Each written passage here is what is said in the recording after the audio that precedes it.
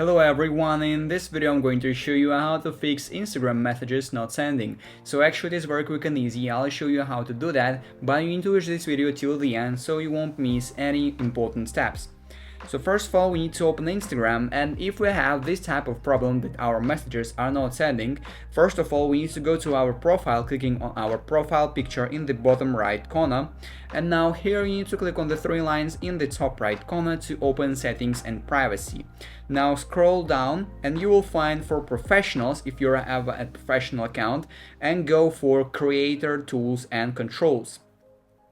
So this is where the problem is hiding. So simply scroll down and you will find minimum age option right here. Click on it, and sometimes the minimum age is set incorrectly. So as you can see, my minimum age is 18.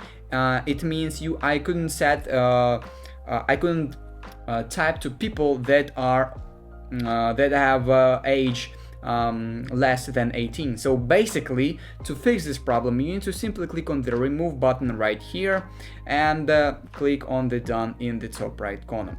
And now basically you can go and check if the problem is gone or not. And basically that is it. That is how we can fix Instagram messages not sending.